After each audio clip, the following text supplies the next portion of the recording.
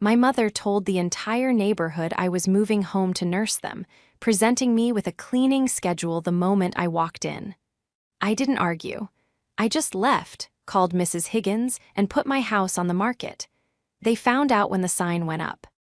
This is where the story truly begins, and you won't want to miss what happens.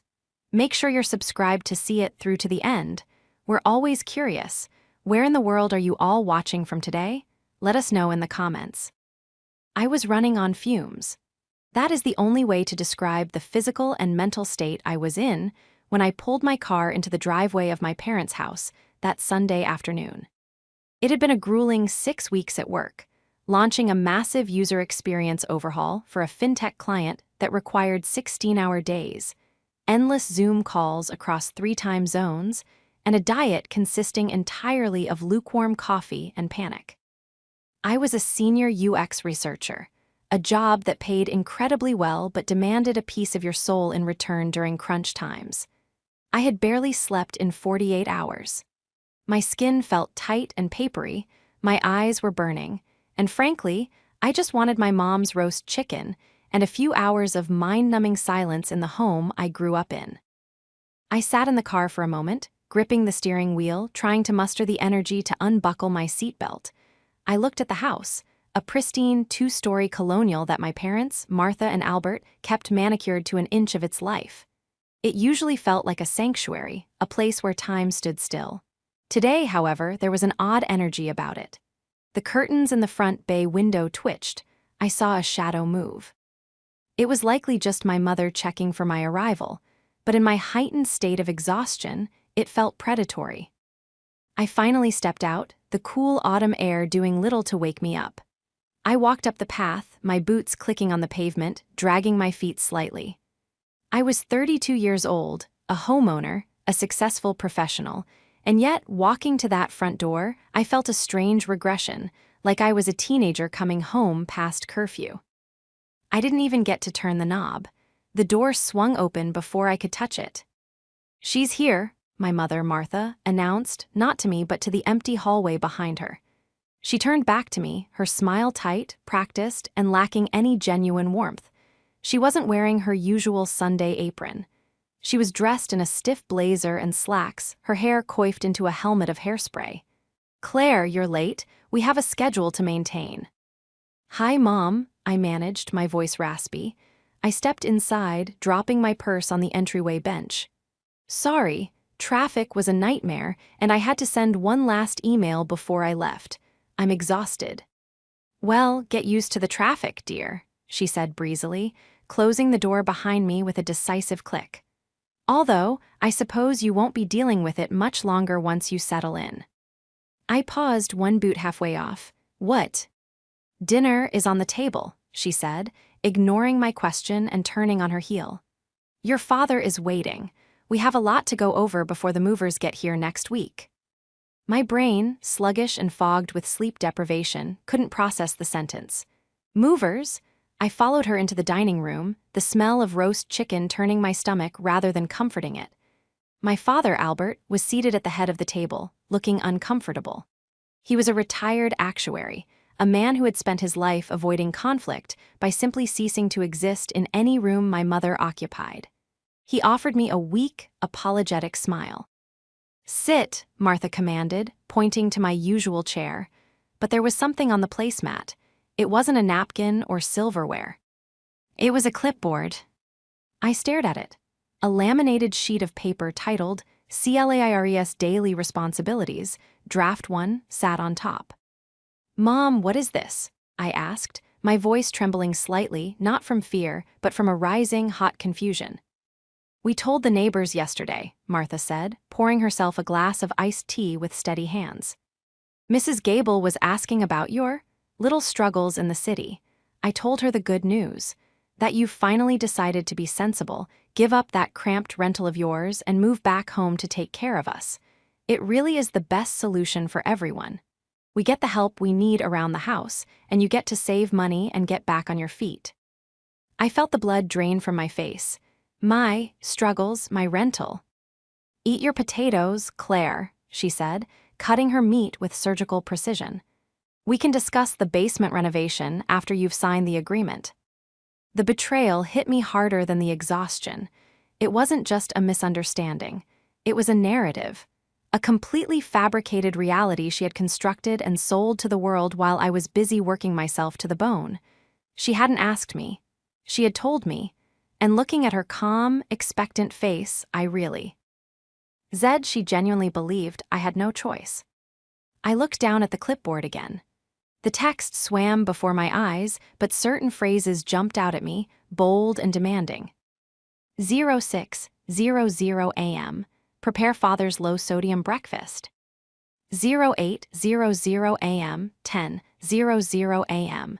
Deep clean ground floor, vacuuming, dusting baseboards. 12:00 p.m. Transport mother to Bridge Club Garden Club. 03:00 p.m. Grocery shopping and meal prep. 09:00 p.m. Lights out, power saving mode. This is a joke, I whispered, the paper crinkling under my grip. I looked up at my father. Dad, you know about this. Albert cleared his throat, his eyes darting to the centerpiece. Well, Claire, your mother, she feels that with her hip, and my blood pressure, it's getting harder to manage the big house. And we heard, he glanced at Martha, we heard things have been tough for you. Tough, I repeated, my voice rising. I just led a $2 million project. I was promoted last month. Who told you things were tough? Oh, stop it, Claire, Martha snapped, dropping her fork. The clatter echoed in the silent room. We know you're renting that tiny shoebox in the city. We know you don't have a husband to support you. Mrs. Gable said she saw your car parked at that discount grocery store 3 weeks ago. There's no shame in admitting you're failing, but there is shame in lying to your parents about it. I shop at Aldi because I'm frugal, Mom, not because I'm broke. I stood up, my chair scraping violently against the hardwood floor. And I don't rent. I bought my house 3 years ago. You know this, you came to the housewarming. A bank owns that house, Claire, she waved a dismissive hand. And the payments must be drowning you. Why else would you be single at 32? You're clearly stressed. Look at you. You look terrible. You have bags under your eyes the size of suitcases. You need us. She took a sip of her tea, her eyes locking onto mine with a cold, terrifying certainty. I've already cleared out the basement. We moved your old twin bed down there. It's cozy. You won't be needing much space since you'll be busy with the house maintenance. I am not moving in here, I said, spacing out each word. I am not your maid. I am not your nurse. The neighbors expect you on Tuesday, Martha said, her voice dropping an octave, becoming dangerous. I told them you'd be handling the fall festival committee on my behalf since I'm too fragile now. Don't you dare embarrass me, Claire. You are going to give notice at your apartment tomorrow, and you are going to come home where you belong. We raised you. You owe us this. My chest tightened. It was the same suffocation I had felt all through high school, the same crushing weight of her expectations and her rewriting of my reality to suit her needs. She didn't see a daughter. She saw a retirement plan. She saw a servant she could bully into submission because she thought I had nowhere else to go. She thought I was weak. She thought I was the same little girl who cried when she criticized my outfit. I looked at my father, begging for him to intervene, to be the parent I needed. He just took a bite of his potatoes and looked out the window. I picked up the clipboard. Martha smiled, thinking I was accepting my fate. Read it carefully, she advised. I'm very particular about how the baseboards are dusted. I looked her dead in the eye. I didn't scream. I didn't cry. The exhaustion suddenly crystallized into a cold, hard clarity. No, I said softly. I dropped the clipboard onto the table. It landed on her plate, splashing gravy onto the pristine white tablecloth. Claire, she shrieked, jumping back. I'm leaving, I said. I turned and walked toward the door. If you walk out that door, Martha yelled, her voice losing its polished composure, don't expect us to be here when you come crawling back. You are ungrateful. You are selfish. You will lose that apartment and be on the street, and I won't lift a finger. I grabbed my purse. My hands were shaking, but not from weakness. They were shaking from the adrenaline of a bridge being incinerated. "Goodbye, Mother," I called out without looking back. I slammed the front door, the sound vibrating through my bones. I got into my car, locked the doors, and sat there for a full minute, breathing in the silence. My phone buzzed. It was a text from her. "Martha, you have until tomorrow morning to apologize and confirm the movers. Otherwise, I will tell everyone exactly what kind of daughter you really are." I stared at the screen. She thought her social circle was the ultimate court of law. She thought her gossip could destroy me. She thought she held all the cards because she assumed I was destitute and desperate. But they had forgotten one crucial thing. I wasn't renting. I owned a 4-bedroom historic home in one of the most sought-after neighborhoods in the state, a home that had appreciated 30% in the last 2 years. And I didn't need our safety net. I had a parachute made of gold. To understand why this moment was so shattering, you have to understand the decade of silence I had endured. I wasn't a rebellious child. I was the fixer. When my brother, who had wisely moved to Australia 5 years ago, stopped calling, I was the one who went over every Sunday to fill the silence. When my father had his knee surgery, I was the one who took 2 weeks of FMLA leave to drive him to physical therapy, cook their meals, and listen to Martha complain that my cooking wasn't salty enough. I had spent my entire 20s trying to buy their love with service. I thought if I was successful enough, helpful enough, present enough, Martha would finally look at me and say, "Good job, Claire." But Martha didn't operate on a currency of love. She operated on control. She was a woman who viewed her children as extensions of her own vanity. If we were doing well, it was because of her parenting. If we were struggling, it was a personal slight against her reputation. But there was a sweet spot she loved most, when we were struggling just enough that we needed her, but not so much that we were embarrassing. She wanted us dependent. She was 65, though she told everyone she was 59.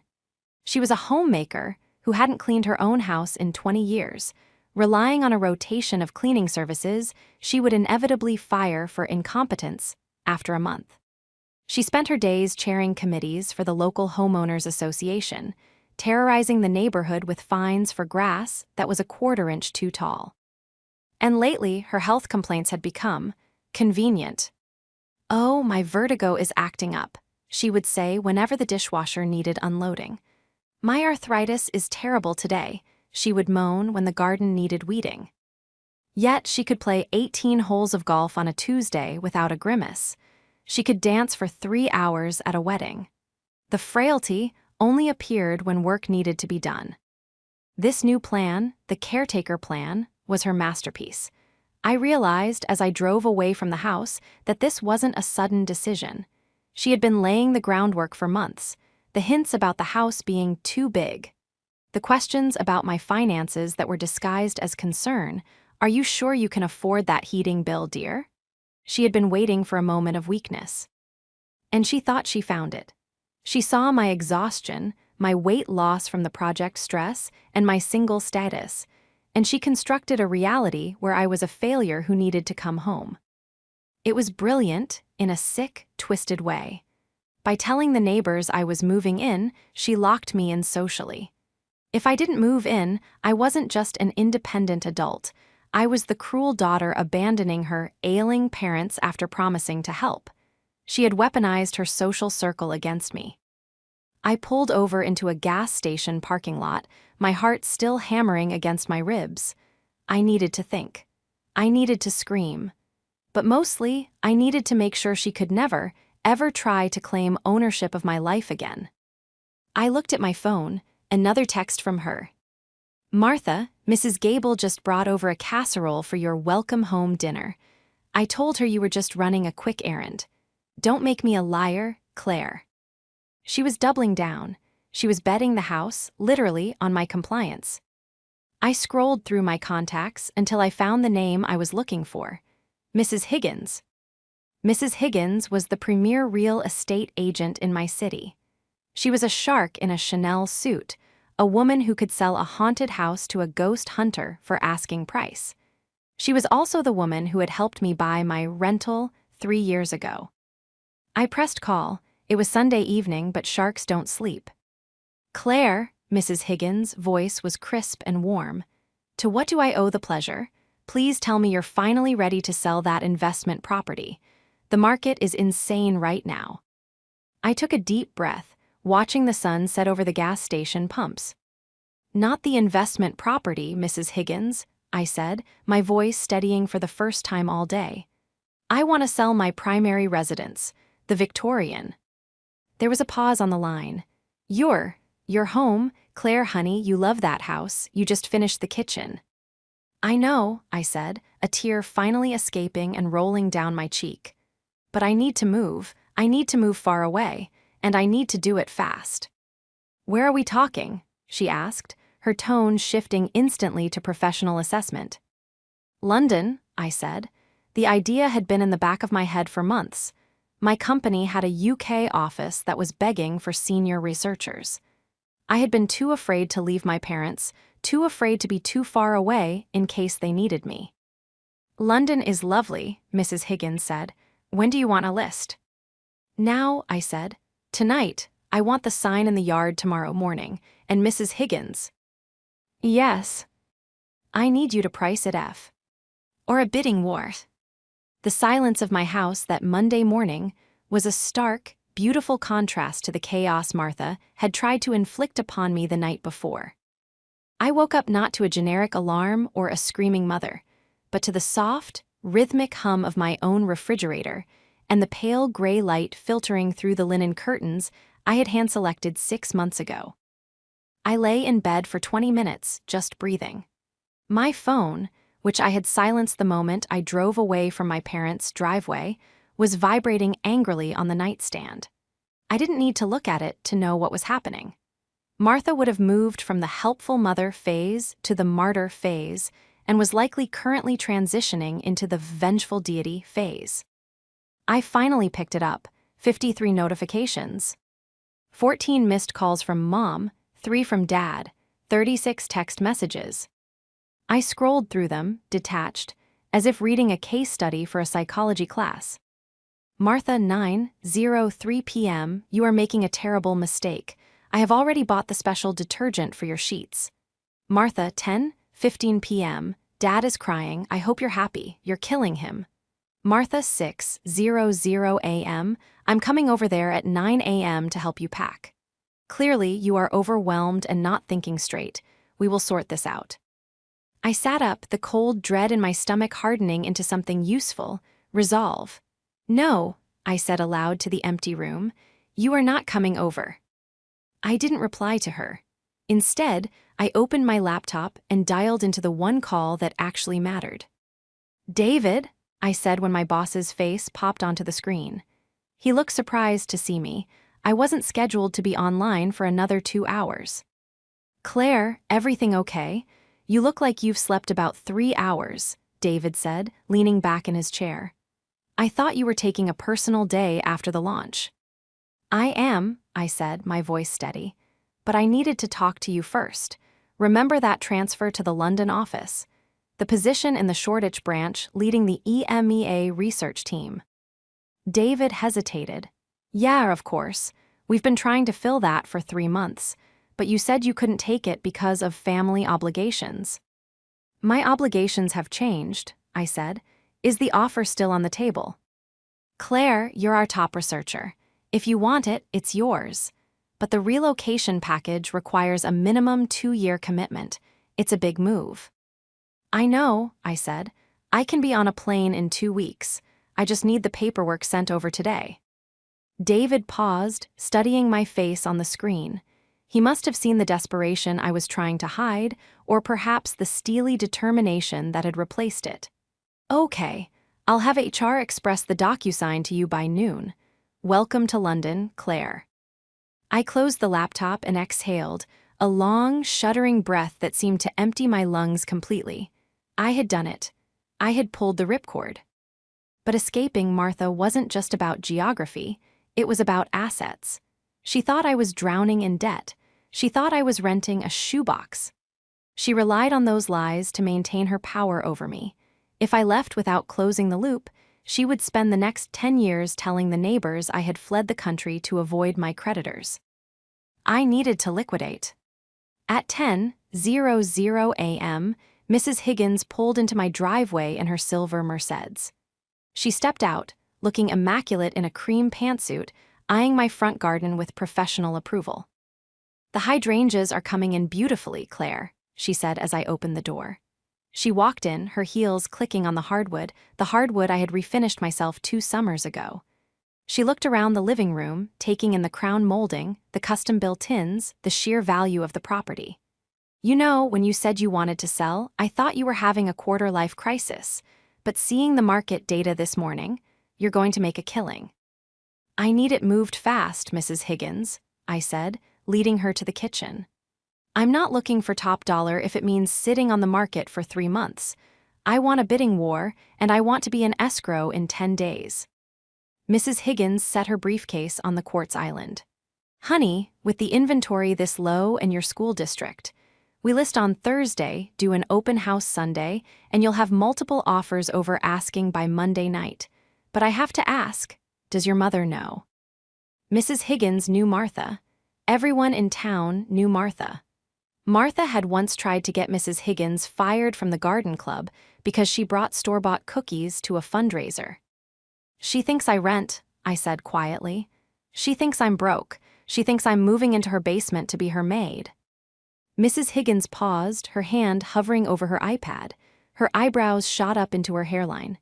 "Excuse me." "She's created this narrative that I'm a failure," I explained, the shame burning my cheeks.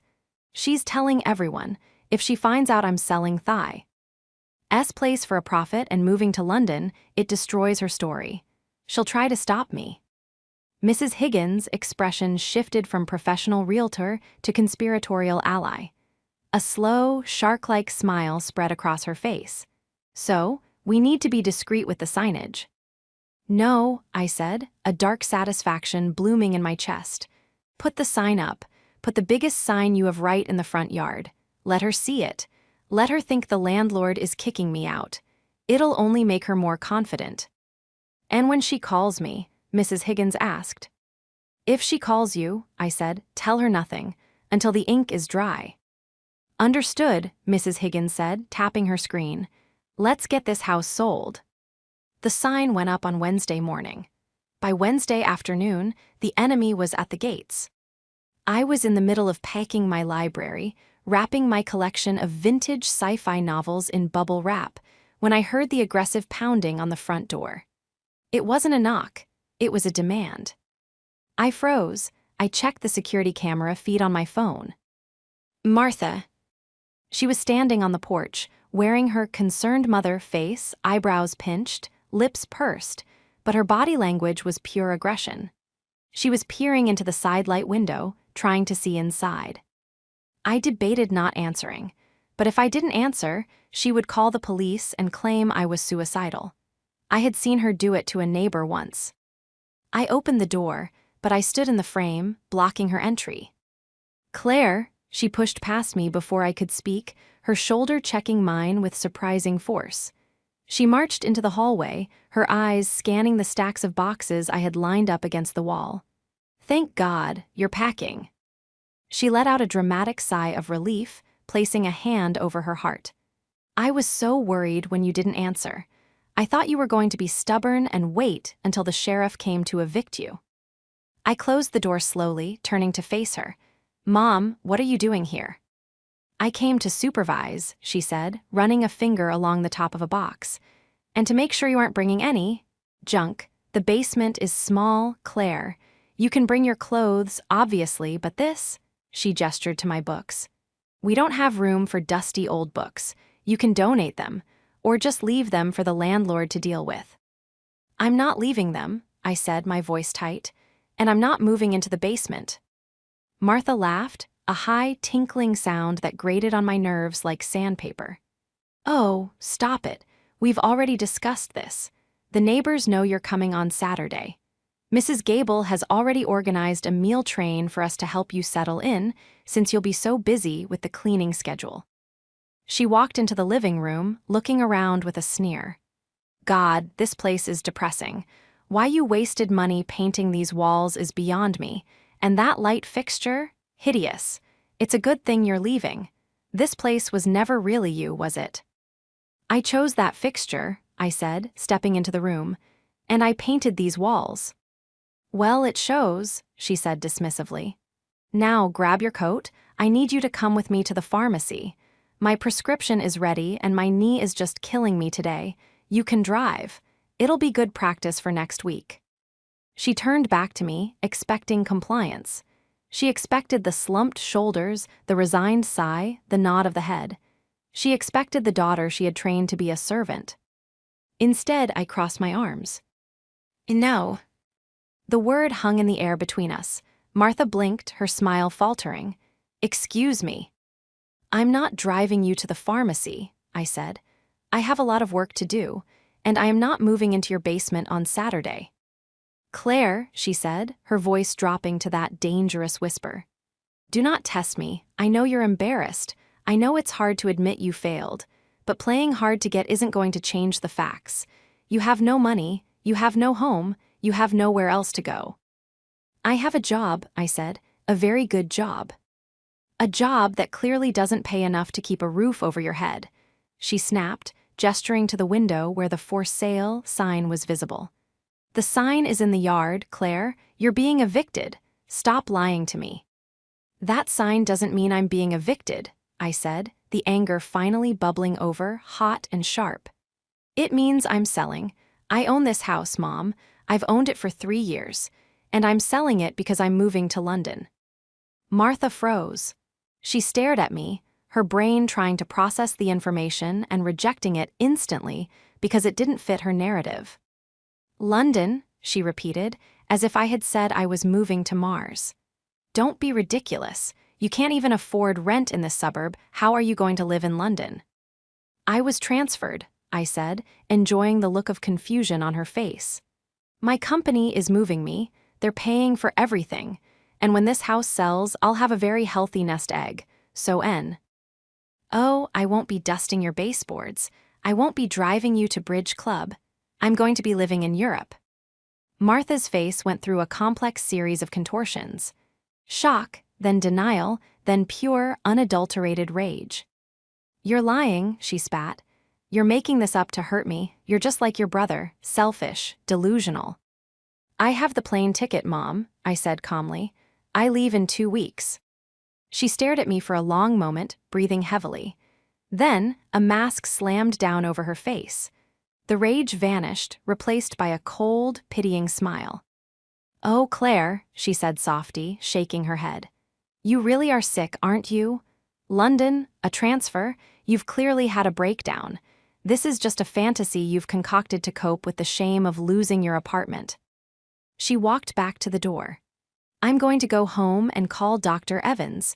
He's a friend of the family. He can probably get you a referral for a psychiatric evaluation.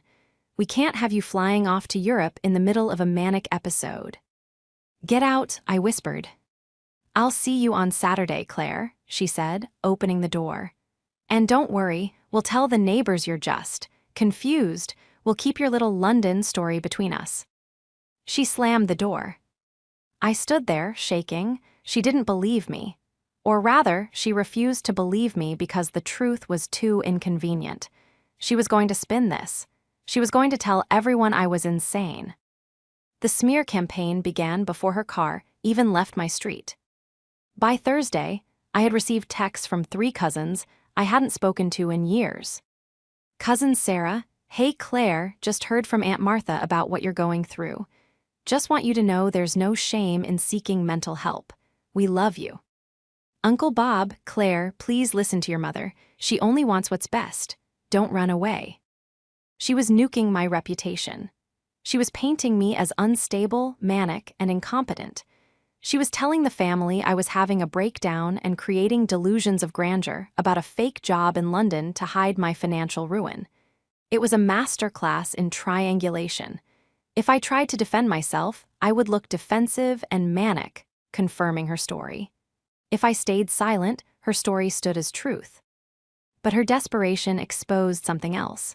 Why was she fighting this hard? Why was she so terrified of me not coming home? It wasn't just about the chores.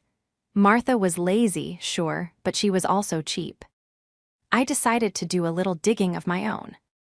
I still had the login information for my parents' joint email account from when I had set up their iPad 2 years ago.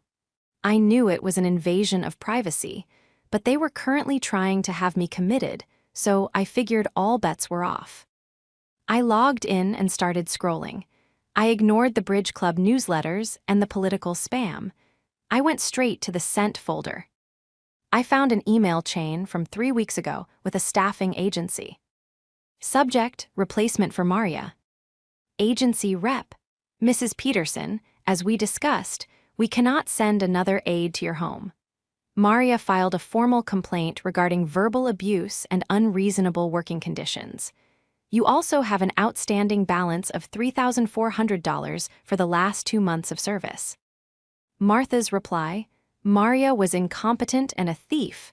I am not paying for subpar service. Besides, my daughter is moving back in next month to take over full-time, so cancel your contract immediately. My jaw dropped. It wasn't just that they wanted a maid. They had driven away the professionals, owed money, and had literally fired the agency based on the assumption that I would fill the role for free. I kept digging. I found a folder marked Travel. Inside was a booking confirmation. The Royal Caribbean World Cruise, 120 days. Departure, November 15th. The cost was astronomical. It was nearly $40,000. I pieced it together instantly. They weren't frail. They weren't sick. They were planning to go on a 4-month luxury cruise, but they couldn't leave the house unattended for that long without paying a house sitter, and they needed someone to manage their affairs, pay the bills, and maintain the property while they drank mimosas in the Mediterranean. That was the caretaker role. I wasn't moving in to nurse them. I was moving in to be their free property manager so they could blow my inheritance on a cruise. And they needed my rent money, which they assumed I would pay them to live in the basement, to cover the final installment of the ticket price. I printed everything: the emails with the agency, the cruise confirmation, the unpaid invoices. My hands were shaking, but this time it wasn't fear. It was the cold, hard fury of a woman who realizes she has been nothing but a line item in a spreadsheet to the people who were supposed to love her. On Friday, Mrs. Higgins called me. "Claire, we have a situation," she said, her voice unusually grave. "What is it? Did the listing not go live?" "Oh, it went live," Mrs. Higgins said. "And your mother found it. She just called me." My stomach clenched. What did she say? "She didn't identify herself as your mother at first," Mrs. Higgins said. "She called the number on the sign. She pretended to be a neighbor. She told me that the tenant at this property, you, has completely trashed the interior. She said there is extensive water damage you're hiding, that the foundation is cracked, and that there was a meth lab in the basement last year." I gasped. "She what?" "She's trying to sabotage the sale, Claire," Mrs. Higgins said. "She thinks if she scares off the buyers, the landlord will evict you without a deposit, and you'll have nowhere to go but home." She explicitly asked if the landlord was planning to sue the tenant for damages. "What did you tell her?" I asked, my grip on the phone tightening until my knuckles turned white. "I let her finish," Mrs. Higgins said, her voice turning icy. "And then I asked her, 'Is this Martha Peterson?' She went silent. I told her, 'Mrs. Peterson, I am the listing agent. I have walked this property myself. I know there is no meth lab, and I know there is no landlord.'" And then I dropped the bomb," Mrs. Higgins said with satisfaction. "I told her, Claire is the sole owner of this property. She is listing it for $850,000. And considering we already have 3 preemptive offers, she is going to walk away with nearly $500,000 in cash. So, unless you want to be sued for tortious interference with a business contract, I suggest you stop calling my office." Silence hung on the line for a second. "What did she say?" I whispered. "She hung up," Mrs. Higgins said. "But Claire, She knows now, she knows you have the money, she knows you have the power, and people like Martha, they don't take that well. No, I said, looking at the printed cruise tickets on my desk. She's going to come for me. She needs that money for her cruise. She's going to try one last Hail Mary. The open house is Sunday, Mrs. Higgins said. Do you want me to cancel it? No, I said firmly. Keep it. In fact, make sure it's packed. I'm going to be there. Claire, usually the seller isn't present during an open house. I know, I said, but my parents will be there. I guarantee it. They're going to come to make a scene. They're going to try to shame me back into submission in front of everyone. And what are you going to do? Mrs. Higgins asked. I looked at the stack of evidence on my desk. I'm going to let them, I said, and then I'm going to bury them. Sunday arrived with the crisp, golden clarity of an autumn afternoon, the kind of weather real estate agents would pray to pagan gods for. My house looked spectacular. Mrs. Higgins had staged it to perfection. The smell of freshly baked vanilla cookies, real ones, not the store-bought kind Martha despised, wafted through the open windows. I stood in the kitchen, dressed not in the sweatpants of a defeated daughter moving back home, but in a tailored navy dress that screamed executive. I watched the security feed on Mrs. Higgins' iPad. The street was lined with cars. People were already walking up the path. It's a zoo out there, Mrs. Higgins said, adjusting a vase of tulips. I have 3 couples already asking about the escalation clause. You realize you might get 50 over asking, right? I don't care about the money, I said, my eyes fixed on a familiar sedan pulling up to the curb, double parking aggressively behind a potential buyer's BMW. I just care about the show. Martha and Albert stepped out of the car. Martha was dressed for war. She wore her church leadership suit, a severe gray tweed number, and she was marching up the walk with a speed that miraculously defied her alleged arthritis. Albert trailed behind her, looking confused and weary, holding a casserole dish covered in foil. I moved to the living room, standing by the fireplace, anchoring myself. The front door opened. The foyer was already crowded with 2 young couples and a family touring the home. Martha shoved her way through them, not excusing herself. Excuse me, she announced loudly, her voice projecting to the back of the room. Please, watch your step. The floorboards in the hallway are rotted. We haven't had time to fix them yet.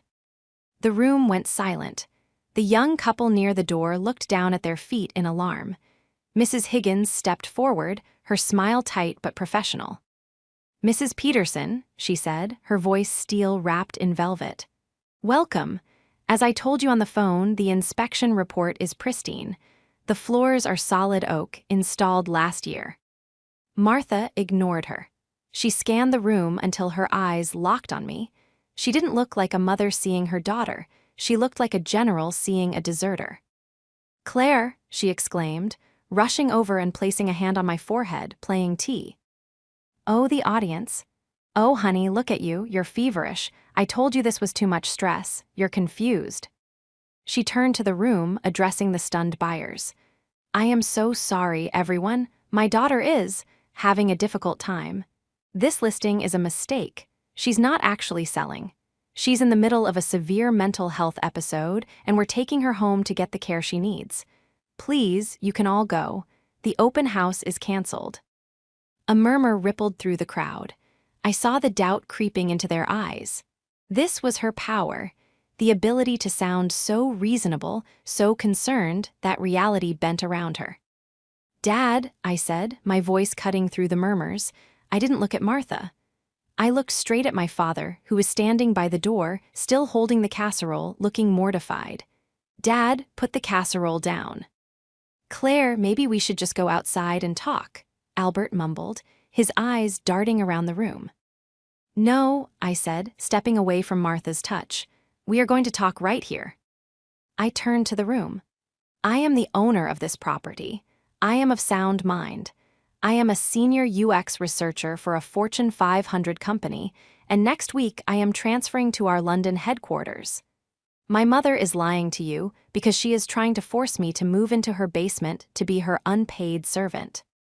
"Oh, Claire, stop it," Martha laughed, a frantic high-pitched sound. "She's delusional. The London job is a fantasy. She's broke." "Am I?" I reached behind me, onto the mantel, and picked up the folder I had prepared. Then, why did Mrs. Higgins just receive a verified proof of funds from my bank showing exactly how solvent I am? I took a step toward Martha. The crowd parted. "You told the neighbors I was broke," I said, my voice rising, steady and resonant. "You told them I was a failure. You told them I was struggling so you could play the savior. But that wasn't enough, was it? You needed me desperate, because you fired Maria."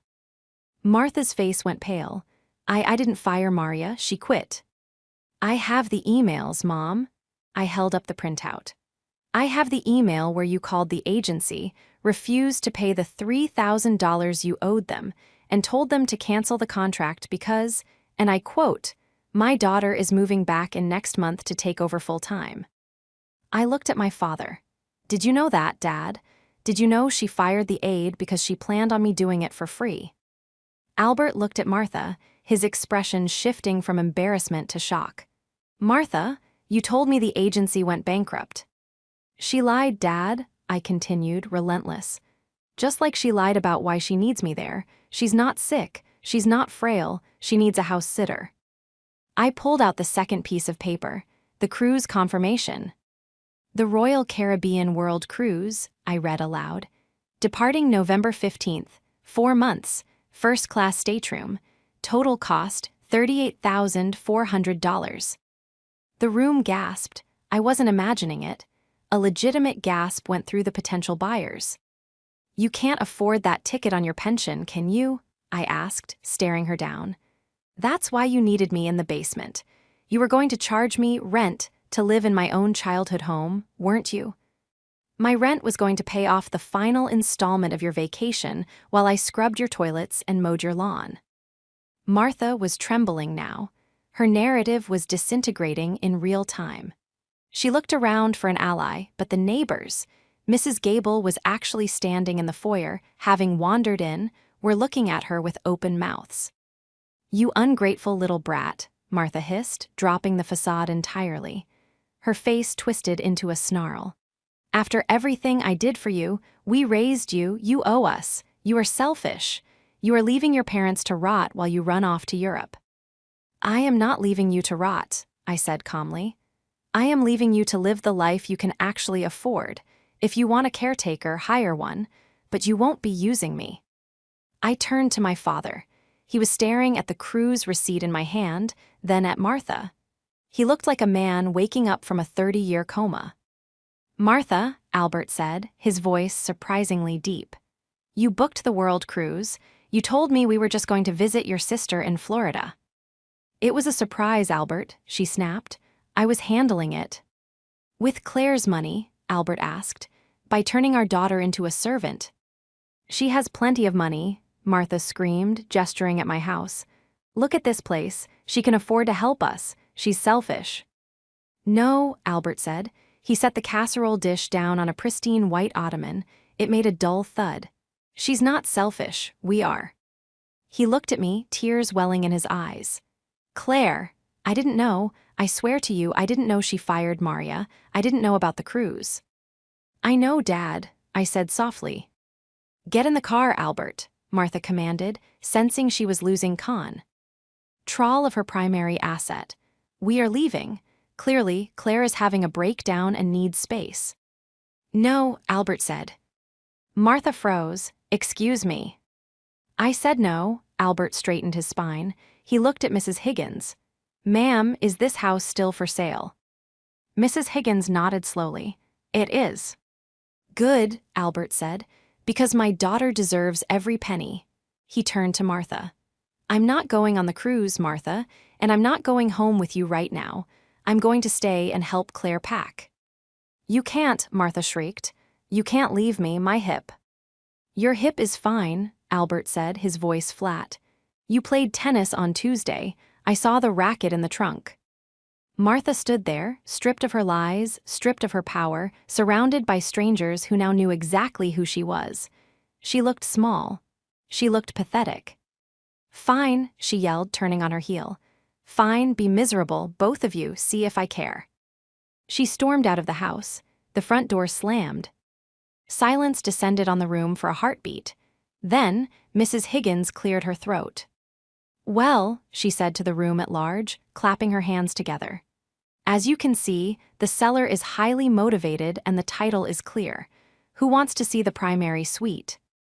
The fallout was swift, brutal, and entirely satisfying. My house didn't just sell, it sparked a frenzy. Mrs. Higgins was right. The drama at the open house seemed to make the property more legendary rather than less. I accepted an all-cash offer for $60,000 over the asking price from a young architect who loved the energy of the place. We closed in 9 days. Martha, on the other hand, found her social credit score bankrupt. Mrs. Gable, the neighbor who had witnessed the entire meltdown, was the town gossip. By Monday evening, the entire bridge club, the garden committee, and the HOA board knew that Martha Peterson had faked her ailments, fired her help, and tried to enslave her successful daughter to fund a secret luxury cruise. The caregiver narrative she had built crumbled. She wasn't the pitiable mother of a wayward daughter. She was the villain of the subdivision. She resigned from the Fall Festival Committee for health reasons, but everyone knew it was because nobody would sit next to her at the meetings. But the biggest change was Albert. He didn't divorce her. They were of a generation that simply didn't do that, but he did something better. He retired from being her enabler. 3 days before my flight to London, I met my father for dinner at a steakhouse downtown, just the two of us. He looked tired but lighter, as if he had put down a heavy backpack he'd been carrying for decades. She canceled the cruise, he told me, cutting his steak. Lost the deposit too, she's furious. I bet she is, I said, taking a sip of red wine. How is it at home? Quiet, he said. I hired the agency back. Not Maria, she wouldn't come back, but a new girl. And I told Martha that if she fires her, I'm moving into a condo. I think she believes me this time. He reached across the table and took my hand. His palm was rough and warm. I'm sorry, Claire, he said, his voice thick with emotion. I let it happen. For years, I wanted peace. I let her rewrite history because it was easier than fighting her.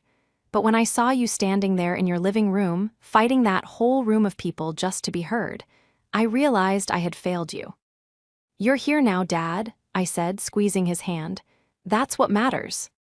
London, he mused, a small, genuine smile touching his lips. You know, I've always wanted to see the British Museum. You should come, I said. I'll have a guest room, a real one, not a basement. He laughed. I might just take you up on that, once the dust settles.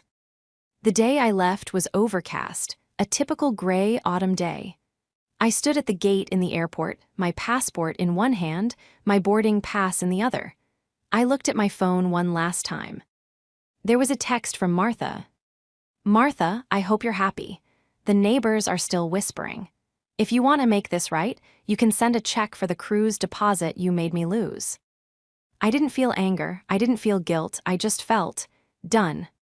I didn't reply, I didn't block her, I just deleted the thread. I walked down the jetway, the wheels of my carry-on gliding smoothly over the carpet. I wasn't running away. I wasn't escaping.